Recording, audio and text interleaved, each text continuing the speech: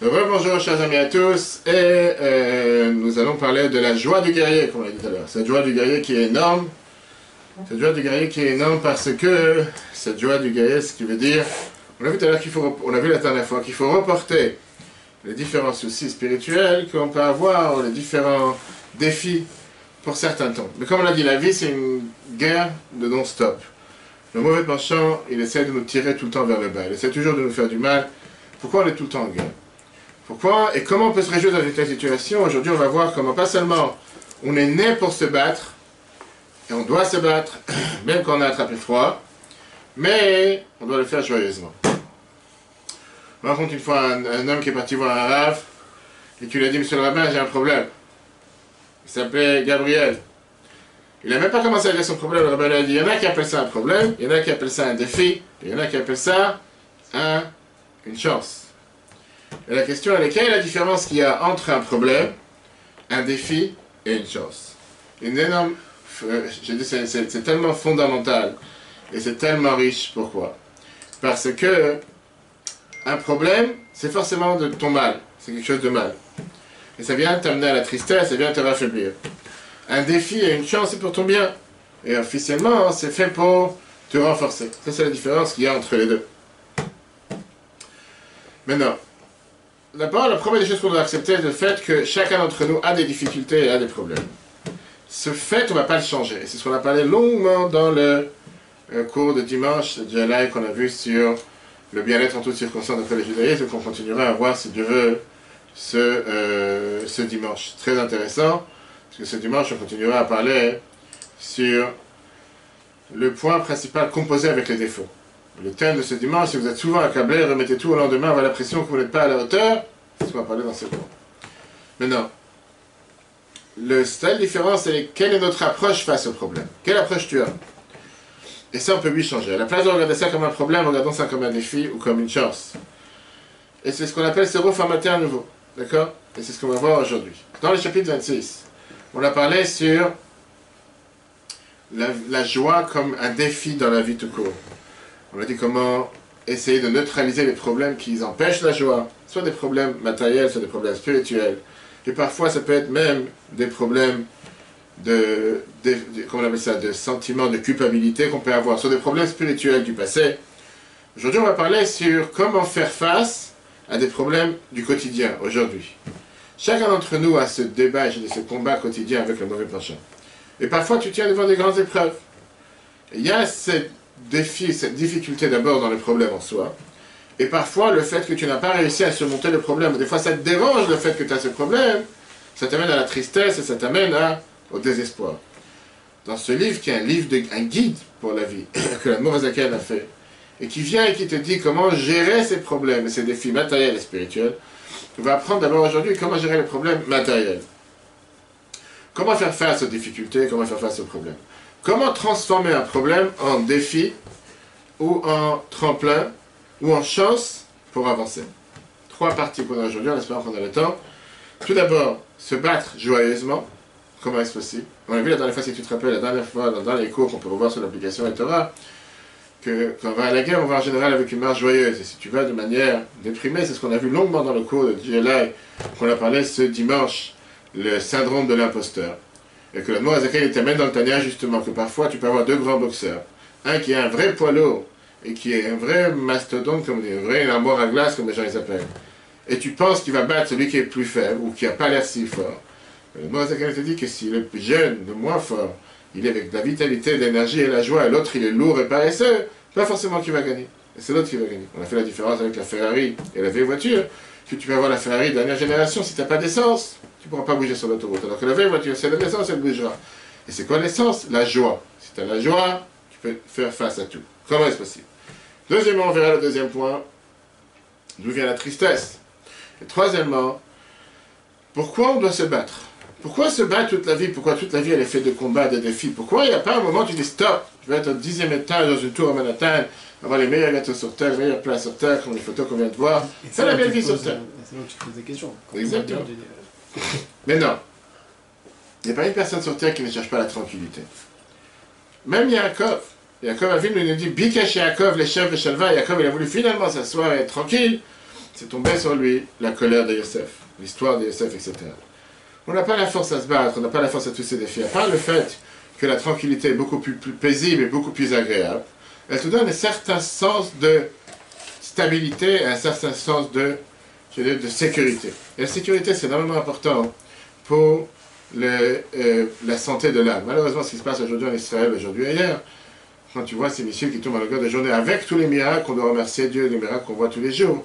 Mais malheureusement, tous ces enfants qui se lèvent en sursaut dans la nuit, tous ces enfants qu'à chaque missile qui tombe et sa poêle va tomber, ça enlève la stabilité, ça enlève la tranquillité, que Dieu nous en préserve. Priez à Dieu que Dieu nous protège comme il a protégé jusqu'à présent. La difficulté, elle est quand tu as un défi. Quand tu dois te battre sur les choses qui sont les choses les plus basiques. Le fait de faire face à un problème, ça bouge, ça bascule, ça fait trembler cette sécurité, cette tranquillité. Ça peut parfois amener la personne à une faiblesse jusqu'à dire j'ai plus la force de me battre, j'en ai marre de me battre. On entend malheureusement plusieurs fois quand tu vas voir, en tant qu'aumônier, je vais voir les patients dans les hôpitaux, parfois dans les prisons. Il y a des gens des fois qui n'ont plus la force de se battre, je suis fatigué. Ça c'est matériellement. Spirituellement, on parle de la guerre contre le mauvais penchant. Le mauvais penchant, sans arrêt, il essaie de te faire tomber avec des choses interdites, des paroles interdites, des pensées interdites. Il essaie de faire en sorte que l'homme, il soit toujours face à des grandes difficultés. Puisqu'il veut que l'homme, il soit face à des grandes difficultés, qu'est-ce qui se passe? Il essaie de tout faire pour te raffaiblir, parce qu'il sait qu'en te raffaiblissant, automatiquement, la roue, elle est très facile, et ce qu'on a vu dans le cours, la roue est très facile avec la dégringolade. Le fait que tu vas être paresseux, le fait que tu vas être lourd, le fait que, automatiquement, j'ai plus envie de me lever, j'ai plus envie de travailler, j'ai plus envie de prier, j'ai plus envie de rien faire, on va vers la déprime. Dans le matériel, quand on parle de l'aspect matériel, on parle ici d'un moyen de survie. Ça peut être parfois, tu peux avoir un travail qui a dégringolé, quelqu'un qui n'a pas dit son poste de travail, que Dieu nous en préserve. Ou ça peut être quelqu'un qui il a un problème dans le couple, avec sa femme, avec son mari. Ça peut être parfois des menaces terroristes. Ça, si tu veux, ça bouleverse la stabilité, la tranquillité, la sécurité. Ça fait rentrer un non-confort et surtout une crainte dans l'âme, une crainte spirituelle dans l'esprit. Et ça peut amener la personne à une certaine tristesse et mélancolique et déprimée. Viens là, Zakani te dit, cher ami, d'abord sache que tu es normal. Si tu penses que tu n'es pas normal parce que tu as ce problème, bienvenue au club. Ça n'existe pas une personne sur Terre qui ne doit pas se battre contre des défis et contre des difficultés. On se bat tous. La question elle va te montrer comment renverser le problème en défi, en chance, tremplin pour avancer. Parce que parfois, des fois, par ça que tu as un défi, ça donne la possibilité à l'humain de pouvoir avancer encore beaucoup plus haut. Que sans ce défi, il n'aurait pas pu y arriver, comme on va prendre tout de suite plusieurs exemples. Prenons d'abord la phase spirituelle, et après on verra la phase matérielle. Quand le mauvais penchant, il essaie de faire tomber quelqu'un, transgresser une interdiction de la Torah. Pas seulement que tu ne dois pas être raffaibli ou se sentir mal. Comment ça se fait que je peux avoir une telle pensée ou faire une telle bêtise? Mais au contraire, tu dois être joyeux que maintenant tu as la chance de pouvoir faire une mitzvah négative. L'ota'aseh. Prenons un exemple. Qu'est-ce que cette mitzvah de la Torah, l'otignov? L'otignov, ça veut dire quoi? Pas te voler. Dans les 10 commandements, tu ne voleras point. Très bien. Quand est-ce que tu fais cette mitzvah? Est-ce que le fait que chaque jour tu es assis au bureau et tu ne voles pas, c'est pour ça que tu fais la mitzvah? Non. C'est pas que tu fais cette mitzvah. Rien, la Gemara, elle te dit que cette mitzvah, elle ne se passe pas chaque minute que tu ne voles pas. Cette mitzvah, elle se passe quand tu as la possibilité de voler. Et néanmoins, tu t'es renforcé, tu n'as pas volé. Là, tu as fait la mitzvah de ne pas voler. Et donc, le fait de ne pas voler tous les jours, c'est pas pour ça que tu fais la mitzvah de l'otigna. C'est pas ça que tu fais la mitzvah. Quand tu as l'opportunité de voler, et tu as envie de voler, et néanmoins, tu t'es renforcé pour ne pas voler, là, tu as accompli la mitzvah négative de l'otigna, de ne pas voler. Pareil, est-ce qu'on est dans le schéma tous les jours de ne pas voler? L'otigna, de ne pas voler. C'est pas du Kezer. Non, pas du tout. On parle de voler. Après, il y a deux. Il y a dans Yitro, Etchanan, il parle de Ganav Nefashat, il parle de Ganavat Maman. Il parle de vol d'argent, il parle de vol d'âme. On parle de voler tout court. D'accord? Après, tu as par exemple ce qu'on dit dans le schéma tous les jours. Tu ne vas pas te détourner derrière tes yeux et derrière ton cœur. Si quelqu'un, depuis le départ, il n'a pas de mauvais penchant, comment il peut accomplir la mitzvah? Si tu n'as pas de mauvaises pensées, comment tu peux faire la mitzvah? Particulièrement quand tu as des tentations. Là, tu as la chance de faire ce que le chemin te dit tous les jours, de ne pas se détourner derrière ses yeux et derrière son cœur. parce que tu as ces mauvaises pensées. Et néanmoins, tu ne te donnes pas d'ailleurs. Le fait de comprendre les choses de cette manière, ça doit te rendre énormément joyeux. C'est la même manière que quand tu achètes une paire de tefilines, quand tu construis une soukha, tu choisis les 4 espèces, tu fais une brit mila, une mitzvah positive te rend joyeux. Le fait que tu as pu être amené à pouvoir faire une mitzvah négative, dans les circonstances comme on vient de dire, ça doit aussi te rendre énormément joyeux. Viens, le Moazaken te dit, ça c'est la manière optimiste, comment tu peux regarder une épreuve. Et il te dit que, pour ça, la Torah vient te dire que pas seulement que l'épreuve ne doit pas te faire tomber et t'entraîner à une faiblesse, mais au contraire, le but de l'épreuve depuis le départ, c'est de te donner une possibilité de faire une mitzvah négative et de la faire avec joie. D'ailleurs, on sait très bien qu'en hébreu, nisayon, qui veut dire une épreuve, ça veut aussi dire milachonnes, d'élever la personne. Comme c'est écrit dans Ishaïa, chapitre 49, verset 22, Arim ici, elle arrive, je vais lever mon drapeau sur les montagnes. Le fait qu'on a une épreuve, automatiquement la personne, elle est capable d'arriver encore beaucoup plus loin. Très bien. Maintenant, la question qui dérange. Est-ce que je peux regarder une difficulté et le fait d'avoir une contre-attaque, le fait d'avoir quelque chose qui s'oppose à ce que je devrais faire, comment je peux utiliser ça comme un tremplin positif? Regardons par exemple, matériellement parlant. Comment je peux transformer un problème en défi ou en chance pour pouvoir avancer? Si je prends le problème en disant qu'à la place que ça me affaiblit, au contraire, je vais me réveiller pour pouvoir mettre toute ma force pour contre-attaquer le problème, en comprenant que grâce à ce problème, ça fait dévoiler de l'intérieur de moi-même des forces internes qui vont me faire arriver à une élévation et à un niveau plus élevé que si je n'aurais pas eu ce problème, je n'aurais pas pu y arriver. Meilleur exemple, le sport, compétition, préparation dans les compétitions de l'armée. Combien de fois tu vois que ceux qui te préparent à un concours, ils vont faire une route ou ils vont faire des étapes qui sont pleines de défis. Dès que vous voyez un groupe de soldats qui est en train de faire n'importe quelle armée, que ce soit le RAID, que ce soit la BRI, que ce soit Tzahal, que ce soit les Yechidot Moufrarat, que ce soit les meilleures unités qu'ils peuvent avoir, même les unités toutes simples, qu'ils ont tout un combat, tout un concours, tout un parcours de défis, sauter des bâtiments, s'attacher avec des cordes, grimper sur des bâtiments à main nue, des milliers de choses que tu dis, mais pourquoi les faire malheureux ces gens-là, les faire travailler si dur, en train de plein de sueur, marcher à terre dans la boue, sous les grillages, qui peut faire en sorte que s'ils lèvent la tête, ils peuvent se faire mal. Il y a quelqu'un une fois qui est venu voir un grand riche. Il est venu voir ce parcours du combattant, de ceux qui sont choisis pour l'élite, les forces spéciales. Il va voir le commandant et dit, écoute, ça fait de la peine. Regarde-moi tout ce qu'ils sont en train de passer, ces gens-là. En train de souffrir, en train de transpirer. Il dit, regarde, moi je te donne 1 million d'euros. Amène-moi des tracteurs, enlève-moi tous ces défis, enlève-moi tous ces... Laisse-la la route tout court, tout simple, qu'est-ce qui se prend la tête? Et le commandant, il a dit, pas question. Ces embuscades qu'on leur a mis, ils ne sont pas là pour les embêter.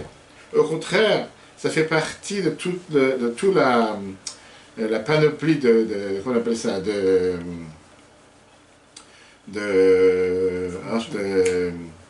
formation, pour pouvoir, grâce à ça, découvrir leurs forces internes, aller puiser à l'intérieur d'eux-mêmes les meilleures forces qu'ils ont.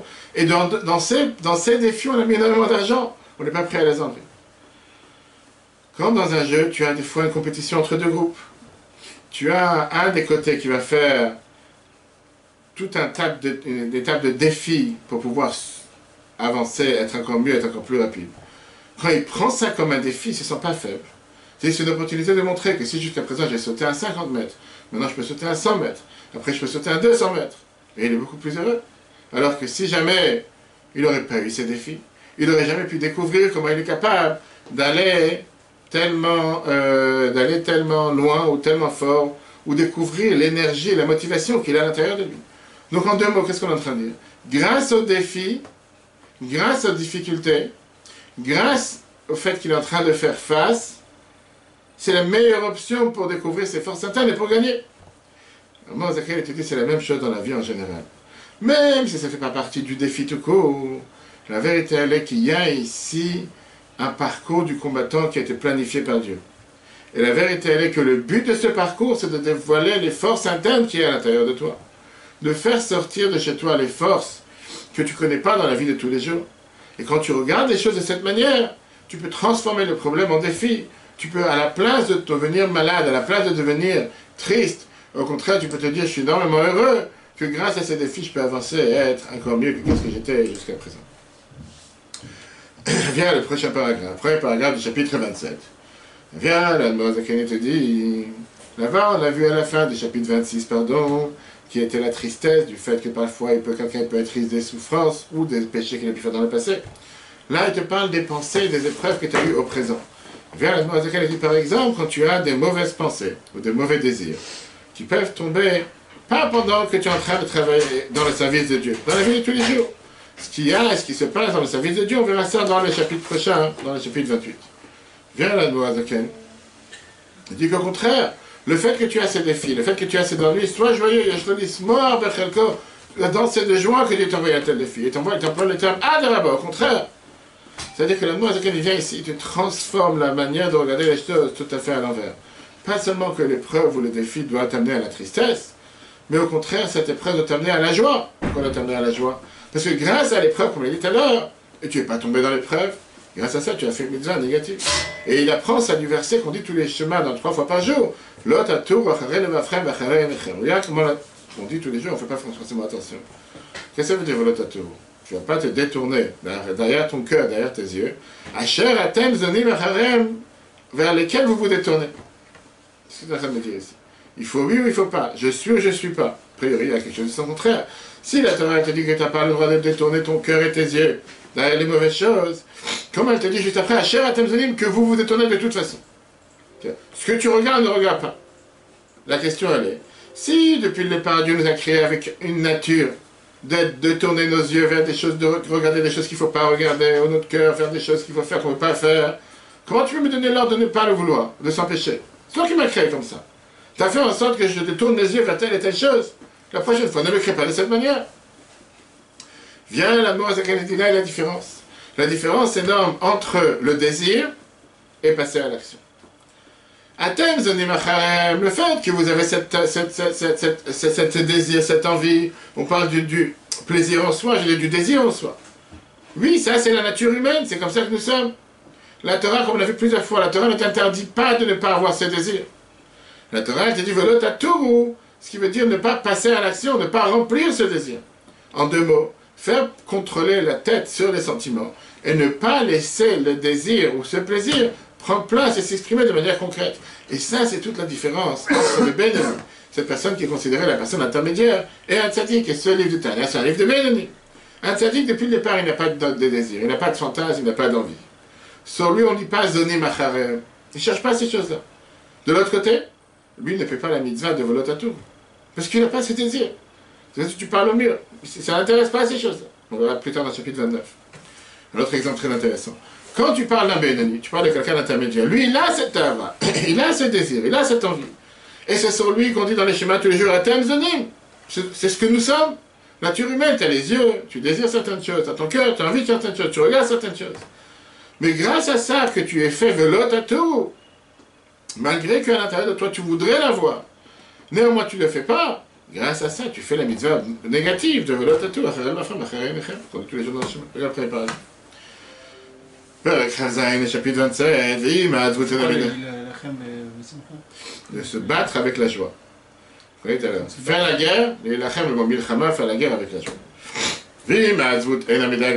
C'est parce qu'on a vu tout à l'heure la dernière fois dans le chapitre 26 que la tristesse, elle n'est pas des soucis de péché que quelqu'un a pu faire. Et la merurim raim, seulement de mauvaises pensées, des mauvais désirs, des mauvais fantasmes. Chez Naflot de Machafto au présent, qui tombe maintenant dans sa tête.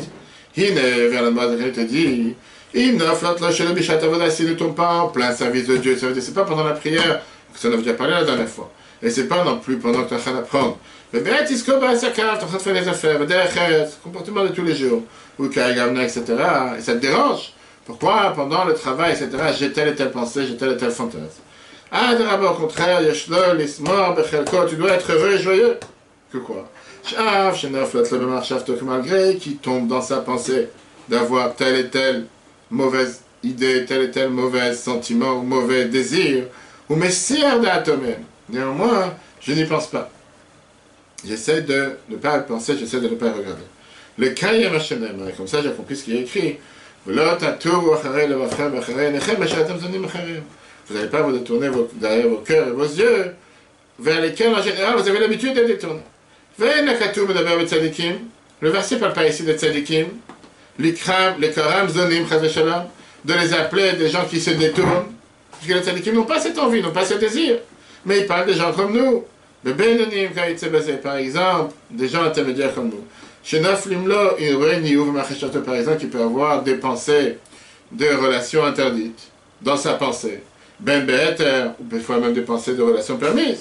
Donc chez Messire d'Ato, et quand il détache sa pensée de ces pensées-là, mais quand même, grâce à ça, il a compris le devoir, la mitzvah, de l'autorité, de l'autorité. Fait un brou à beauté nous a. Deux pensées.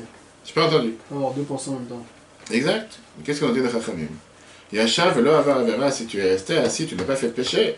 Notnim lo sachar keilu asa mitzvah. On te donne les récompenses, on te donne un salaire comme si tu avais fait une mitzvah. Ve'alken, donc la Moazaken, il te met ici cette bombe énorme qui est une révolution de la manière de penser. Et ça, c'est une des bases fondamentales de la Chassidut et du Tanya. Tzarich lismoach, il faut se réjouir. Bekiyum alav, quand tu accomplis une telle mitzvah négative, que mo bekiyum mitzvah tasemamash, de la même manière que tu te réjouis en accomplissant une mitzvah positive. De la même manière, comme on l'a dit tout à l'heure, que tu te réjouis en mettant les tefilines, en mettant les mezuzah, en faisant le bret milah, en faisant le kiddush, en faisant la tefila. Le fait que tu as eu une telle épreuve que tu peux considérer comme une épreuve. Et le fait que tu t'imagines que c'est pas apte de moi, comme on va tout de suite voir avec Abba Tshuva, bien la Torah te dit, calme down, chill out, comme on dit, calme-toi, c'est tout à fait normal, t'es pas un extraterrestre, c'est exactement la norme de ce qui se passe avec tout le monde. Et comme on l'a vu tout à l'heure, c'est le même, puisque c'est le même thème du cours qu'on aura dimanche matin, le deuxième cours sur la série de l'inquiétude, qui était comment composer avec les défauts. Le mot Azaken était fait, c'est basé sur ce chapitre de Tanya. Le mot Azaken était fait ici, cette révolution, en te disant, sache une chose, qu'en réalité, si tu n'as pas ces fantasmes, tu n'as pas ces désirs, tu n'as pas tes dons, tu as un problème. Ou tu n'as pas de cœur, ou tu n'as pas de tête, ou tu n'es pas humain tout court. Parce que le fait que tu es humain, c'est tout à fait normal que tu aies ce problème. Enfin, mes histoires. On a raconté plusieurs fois sur un juif israélien qui est parti en Belgique, et qui a commencé à se rapprocher du judaïsme. Il a commencé à apprendre avec le shliach, il a commencé à faire Shabbat mettre les tefilin. Un jour, il a voulu parler avec le shliach. Il a dit comme ça, j'ai décidé de faire tchouva. Et j'ai décidé de me détacher totalement de tout ce que j'avais dans le passé. Mais il y a quelque chose que je n'arrive pas à me détacher. J'ai une copine, mais elle n'est pas de chez nous. Je n'arrive pas à me détacher d'elle. Qu'est-ce que je vais faire? Et il continue en disant, je suis parti voir plusieurs rabbins. Et là, il m'a dit, c'est grave, il passe dans la communauté, il va savoir ce qui va tomber sur la tête, le Gehinnom, il va avoir l'enfer, maison qui va exploser. Mais ça ne m'a pas motivé. Le shliach a dit, je lui ai dit, va voir la rabbi. Le lundi dimanche. Passe, dis, rabbi, ton problème, tu as bien trouvé une solution. Je suis dehors déjà. Ça, c'est le chauffage, il faut fermer le chauffage. Il passe dimanche, je vais dans dimanche, je vais la rabbi. Il dit au rabbi, j'ai un problème. J'ai commencé à me rapprocher du judaïsme. Mais j'ai une copine non juive avec qui j'ai décidé de me marier. Quoi faire? Et il s'était. Peut-être que vous allez dire, t'as pas honte, qu'est-ce que tu me vois? Qu'est-ce que tu salis la synagogue? Mais vous connaissez les remarques que les gens font. Le rabbi, il dit, je suis jaloux de toi. Parce qu'il ne comprend pas, le rabbi, il est jaloux de lui. Jaloux de quoi? Qu'est-ce que tu es jaloux exactement? Le rabbi, il explique. Le rabbi, il explique comme ça. Chacun dans la vie, il a des épreuves. Et chacun, Dieu lui donne les échelles pour surmonter les épreuves. Dieu t'a donné un choix d'une échelle que sa tête arrive dans le ciel. Ça veut dire que Dieu t'a donné les forces pour surmonter cette épreuve. Moi, j'ai jamais eu le choix que toi tu as. Et donc moi, je suis jaloux de toi sur la force que Dieu t'a donnée pour pouvoir la surmonter. Il est retourné en Belgique, il a abandonné sa copine, il s'est marié dans la communauté. Quelle est la nouveauté, si on peut dire, la révolution que la Bible a dit qui est exactement ce que la mort a dit dans la Tanya. La Bible a dit comme ça, jusqu'à ce qu'il vienne voir le Rabbi. Lui, il a regardé l'épreuve comme un problème. Un problème vient de l'affaiblir. Et puisqu'il est affaibli, automatiquement, il n'a pas la force pour se battre. La Bible a renversé la marmite, si on peut dire. La Bible a dit un problème, une épreuve, c'est pas un problème. Une épreuve, c'est un défi, c'est un moyen pour pouvoir avancer, dévoiler les forces internes qui sont à l'intérieur de toi. Et que grâce à ça, tu dévoiles ces forces internes, tu pourras surmonter ce problème. Et grâce à ça, il a donné les forces de pouvoir aider, pas seulement lui, mais tous les autres qui ont entendu cette histoire. Combien de gens que grâce à ça, ils se sont dit, c'est vrai, j'ai pas réfléchi à ce problème. Jusqu'à maintenant, on a vu qu'est-ce qui se passe avec le défi. Le défi de devoir se battre. Que ça prend des forces et ça déstabilise ta tranquillité et ta sécurité. Mais là, il y a un problème qui est beaucoup plus grave. Le problème qui est beaucoup plus grave, c'est parfois le fait d'être le concept de déception de soi-même. Le sentiment de déception. Quelqu'un qui se dit, je suis déçu. Et le fait que je suis déçu, c'est parce que je veux ma personnalité, c'est pas digne de moi de dire, de faire, d'agir. Prenons quelqu'un qui a fait tchouva. Quelqu'un qui était pendant 20 ans profond dans toutes les choses matérielles de ce monde. Que ce soit dans le manger non cachère, que ce soit dans les relations interdites, tout. Il a tout fait. Ni kippour, ni cachère, rien. Tout d'un coup, il a fait tchouva. Il s'est détaché. Il s'est détaché de toute cette vie. Il a fait un énorme changement dans sa vie. Il a commencé à faire Torah et Mitzvot. Il n'a plus rien à faire avec toutes les folies qu'il avait fait avant. Il s'éloigne énormément. Et il met tous ses efforts dans la Torah et dans les Mitzvot. Après 10 ans qu'il a fait tchouva. Il est déjà mature matériellement, spirituellement. Il a déjà été sevré. Il a déjà été plus dépendant de toutes ces bêtises qu'il avait à faire avant. Et il n'a plus ses fantasmes et ses désirs qu'il avait dans le passé. Et voilà qu'il passe une difficile, douloureuse épreuve, du sort des épreuves qu'il avait l'habitude il y a 10 ans, avant qu'il fasse tout. À part la difficulté de surmonter l'épreuve, il se sent avec un sentiment de déception de soi-même. Il est tellement déçu. Comment quelqu'un comme moi, qui a fait un tel changement, et que j'ai fait tchouva, je me suis détaché de toutes ces bêtises que j'avais l'habitude de faire dans le passé. Comment je peux retomber encore une fois avec une telle épreuve? Comment est-ce possible que je pensais que j'étais sincère, et c'est ce qu'on a vu la semaine dernière dans le cours, pour ça je répète encore une fois, on peut revoir sur l'application Torah le syndrome de l'imposteur. En vérité, je ne suis pas sincère, je suis un hypocrite. J'ai pensé que j'ai fait tchouva, j'ai pensé que je me suis détaché de tous mes mauvaises envies, mes fantasmes, mes désirs, et je vois que ce n'est pas vrai. Et parfois, quelqu'un qui arrive avec une telle situation, ça peut le briser totalement. Ça peut l'amener à la tristesse, et ça peut l'amener parfois dans les coins les plus sombres, les coins les plus noirs. En disant que puisque je ne suis pas qui je suis vraiment, qui je montre, autant dégringoler totalement, autant faire la belle vie sur terre.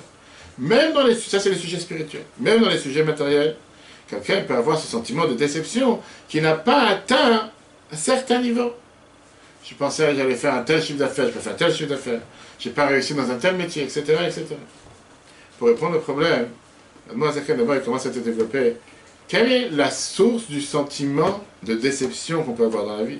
Et après, il va te dire quel est le remède, quel est le médicament que tu peux avoir spirituellement parlant. D'abord, quelle est la source de déception? Qu'est-ce que ça veut dire que tu as un sentiment de déception? Vas-y. Tu t'es fixé un cap, un objectif, tu pensais atteindre quelque chose, soit tu t'es pas donné les moyens de, soit le résultat n'est pas... En 2 mots, si tu résumes, l'attente crée une déception. L'attente fait que je m'attendais à telle et telle chose, ça pourrait être quelque chose de merveilleux, qui peut faire pousser quelqu'un vers les choses les plus grandes. Mais quand tu as une attente qui n'est pas réaliste, on peut dire une illusion, merci.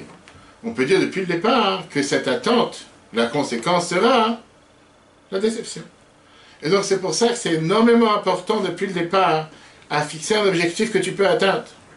Dire je vais perdre 10 kilos aujourd'hui, tu peux le dire. Tu peux le dire 100 fois. Tu ne vas pas perdre 10 kilos, tu vas perdre 10 minutes, tu ne vas pas perdre 10 kilos. Parce il doit y avoir une corrélation entre l'attente et la réalité. Et c'est comme ça que tu vas éviter les déceptions. Dans l'autre cas qu'on vient de mentionner, la personne est déçue de lui-même parce que l'attente vient du fait qu'il ne reconnaît pas sa place. L'attente, pas l'attente. Ouais, comment ça joue les thunes? Qu'est-ce que ça veut dire qu'il ne connaît pas sa place? La meilleure des choses, dans le monde, c'est quand il dit reconnais ta place. Qu'est-ce que ça veut dire reconnais ta place? Reconnais d'abord qui tu es. Une des 48 manières que la Mishnah te dit dans Pirkei Avot, Maxime de nos pères, chapitre 6. Comment acquérir la Torah? Amakir et mekomo, connaître sa place. Quelqu'un a le devoir de savoir clairement qui il est, qu'est-ce qu'il est, quels sont ses avantages, quels sont ses inconvénients, et ne pas te tromper toi-même. Ce qu'on a vu encore une fois qu'on peut revoir sur l'application de Dieu là, le syndrome de l'imposteur.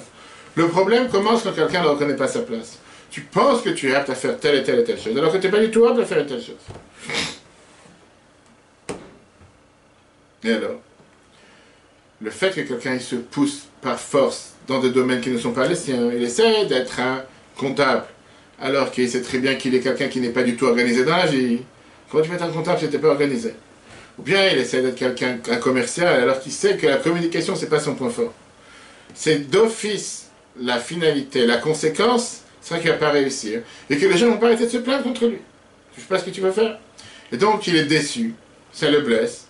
Et il se dit, tout le monde apparemment est tordu, tout le monde est fautif, sauf moi. Mais comment se fait-il que quelqu'un d'intelligent ne reconnaît pas sa place? Bien, la mauvaise qualité dit, la source, c'est glace au l'orgueil. Le fait que je suis tellement orgueilleux, je pense tellement avec un estime de soi tellement fort. C'est pour ça que ça m'aveugle. Ça gonfle l'ego de la personne beaucoup plus que ses propres émotions. Et ça lui donne le sentiment de pouvoir respirer et se dire que je suis apte à tout faire. fameuse histoire qu'on raconte à chaque fois. Le grand Talmid Chacham qui arrivait en audience privée chez l'Admor de Tzemach Tzedek, troisième rabbi de Chabad, et il s'est dit que où je marche dans la synagogue, tout le monde marche sur moi. Tzemach Tzedek lui a dit, puisque tu te répands partout, automatiquement, où les gens marchent, ils marchent sur toi. Puisque tu te mêles de tout et tu te mélanges partout, c'est la raison pour laquelle, même dans ce qui ne t'appartient pas, ce qui ne te regarde pas, automatiquement tu penses que n'importe quel mouvement que chacun ait fait, il marche sur toi. Puisque tu ne connais pas ta place, tu ne connais pas tes limites, la conséquence, elle est d'office que tu auras une déception et tu vas trébucher. Et c'est d'ailleurs ce que le roi Salomon, Chacham Mikol Adam, le plus intelligent, te dit dans Mishleh chapitre 23, Gavat Adam Tashpilin. L'orgueil d'une personne peut le faire tomber. Et donc, si je mets ici un parallèle sur une échelle, la conséquence, c'est la déception de soi-même. La cause, ne pas connaître sa place. La racine première, c'est l'orgueil. Quel est l'inverse? Quelle est la solution à ces problèmes? L'humilité, la pudeur. Oui, je dois accepter le fait que je ne suis pas apte à tout faire. Je ne suis pas le tout-puissant. Je ne peux pas tout faire. J'ai des qualités et j'ai des défauts comme n'importe quelle personne sur Terre. Je ne suis pas le tout-puissant, j'ai des limites, je dois reconnaître ma place. Et je vais essayer de faire le meilleur de ce que je sais faire. Et comme ça, je m'évitais d'avoir des déceptions et d'avoir des trébuches. Comment on dit?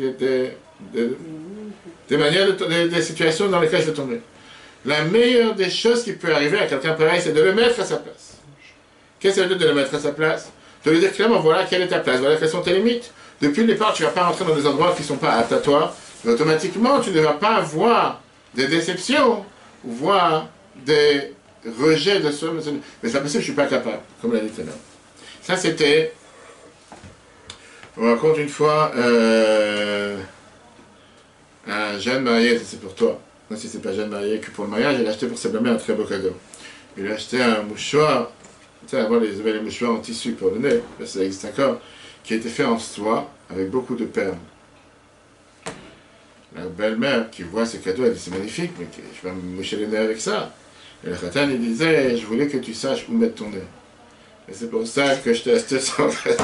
C'est pour ça que je t'ai acheté sans cadeau, pour que tu saches ne pas mettre ton nez dans les affaires qui ne te regardent pas. C'est ce qu'on appelle un très beau cadeau, c'est un très bon conseil pour tous les jeunes couples. En tout cas, le fait de comprendre la déception dans la vie, maintenant on va comprendre quelle est la déception dans le service de Dieu. Vous voyez tout à l'heure que le fait que tu te bats avec le mauvais penchant, ça entraîne la personne à être déçue de lui-même.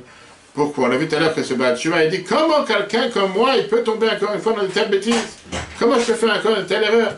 Et la raison, elle est parce qu'il attend de lui d'être un tzaddik. Et il ne sait pas que le maximum de ce que tu pourras être, c'est un bénoni, quelqu'un d'intermédiaire et pas un tzaddik. Viens la voir avec ça, il te ferme là-haut. Il te ferme là-haut dans le livre de tzaddik et le bénonim. Il te dit que le livre du Tanya, ça s'appelle Sefer Shel Bénonim, le livre pour les intermédiaires. Un tzaddik, c'est quelqu'un qui a déjà fini le combat. C'est quelqu'un qui n'a plus d'envie, qui n'a plus de désir matériel, qui a la puissance de pouvoir régner et gouverner sur toutes les mauvaises forces. Un bénoni, c'est quelqu'un qui, malheureusement, il est encore en train de se battre, comme nous tous. On doit se battre de manière continuelle. Et il n'y a rien de mal du fait qu'on doit se battre, sans s'interrompre. Et chaque instant, c'est encore un combat de gagner, c'est encore une victoire de gagner. La dé révolutionnaire qui est pas seulement pour la vie de tous les jours dans le service de Dieu, mais dans la vie tout court du Tanya, c'est que Dieu n'attend pas de nous de devenir des tzadikim. Dieu, il attend d'être un bénédict. On dit, le vin est bénédict, que Dieu fasse qu'on soit déjà des bénédicts. Non, ça ne veut pas dire que tu dois rabaisser tes expectations. Et tu dois te dire, bah, si c'est comme ça ne sert à rien de vouloir faire mieux, faire plus. Non! Qu'est-ce qu'il y a de mal que quelqu'un essaie de devenir un tzaddik? Et si je me considère un tzaddik, je t'avais dit qu'une fois j'avais un ami, il avait Shiva, qu'on avait donné le dollar du dimanche, il avait 13-14 ans. Et il s'est dit, ça, je suis passé dans le dollar du dimanche, je demandais au Rabbi Bracha de devenir un tzaddik. Il a pris ça au sérieux. Je le connais aujourd'hui, il est enseignant ailleurs. Il passe devant le dollar, il dit, Rabbi, je demande Bracha pour être un tzaddik. Le Rabbi dit, ah mais, qu'est-ce que je te dis? Rabbi, je suis d'accord, mais je te dis, si tu veux devenir un tzaddik, ça dépend de toi.